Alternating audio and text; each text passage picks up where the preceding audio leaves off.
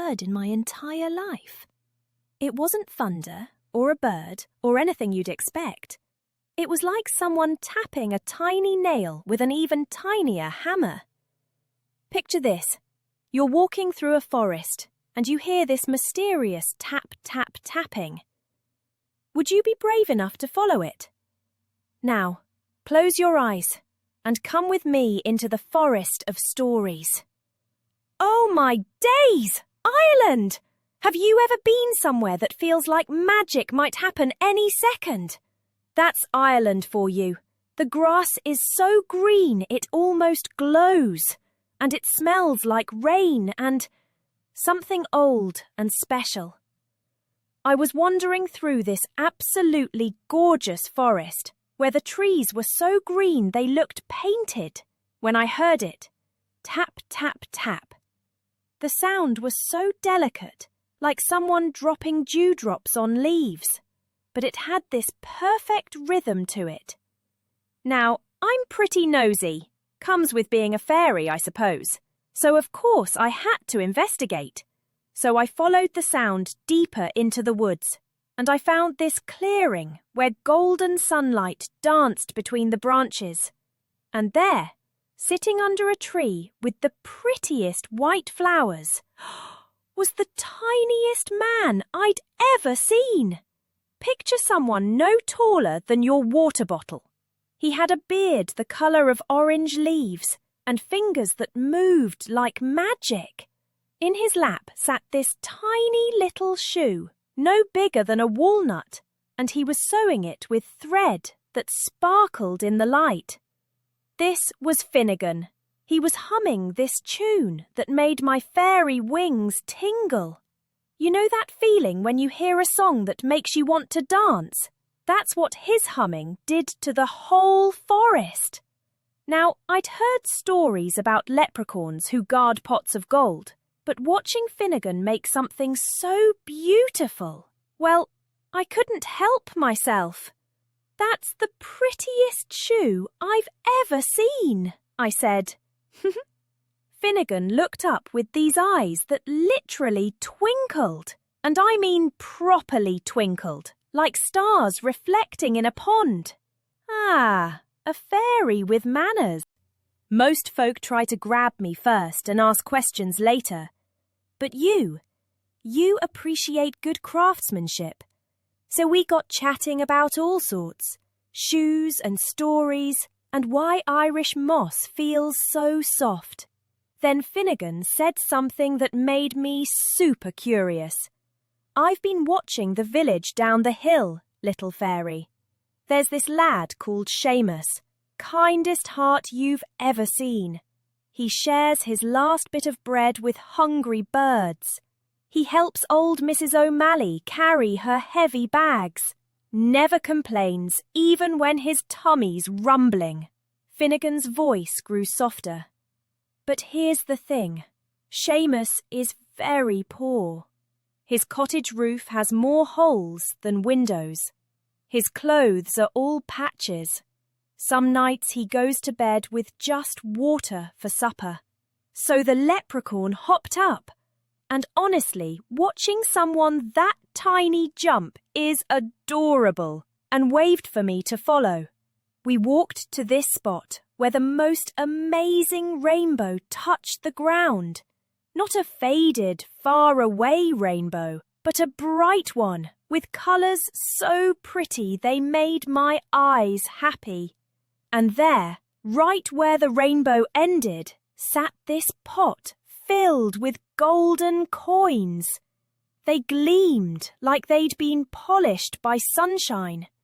Each coin was perfect and warm-looking, like tiny golden suns. My life's work, Finnegan said proudly.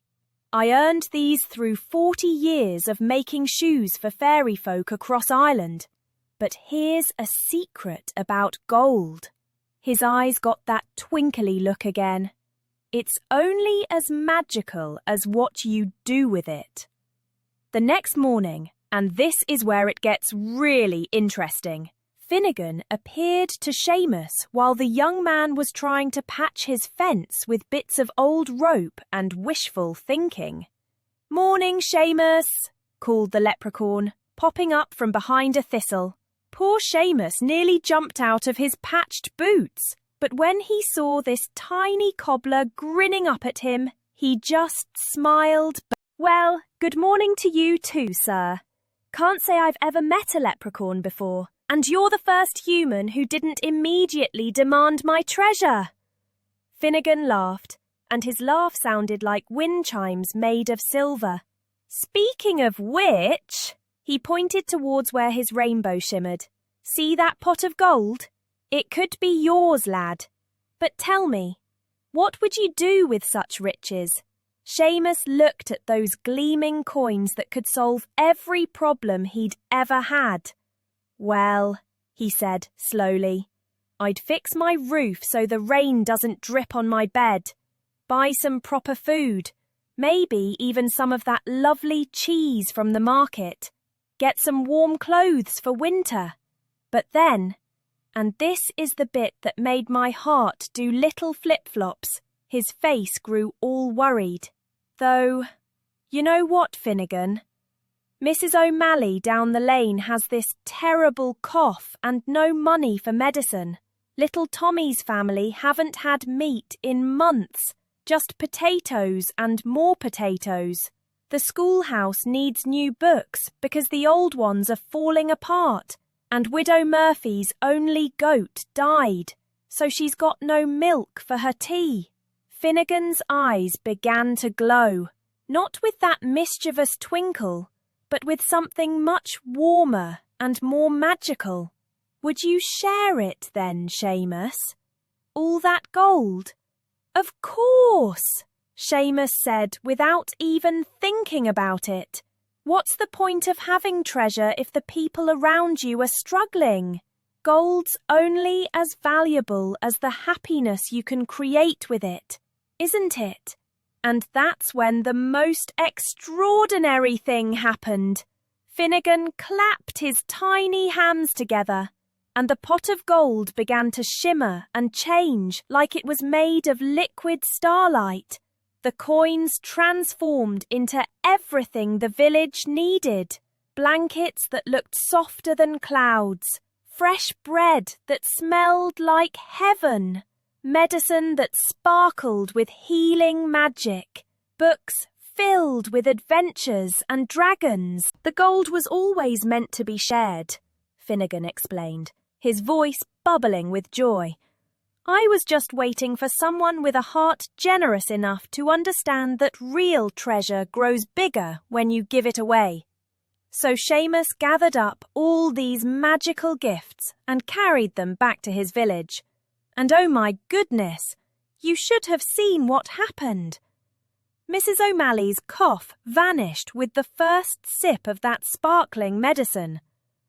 Little Tommy's family actually danced around their kitchen when they saw all that food. The school children squealed with delight over books filled with talking animals and brave heroes. But here's the absolute best part.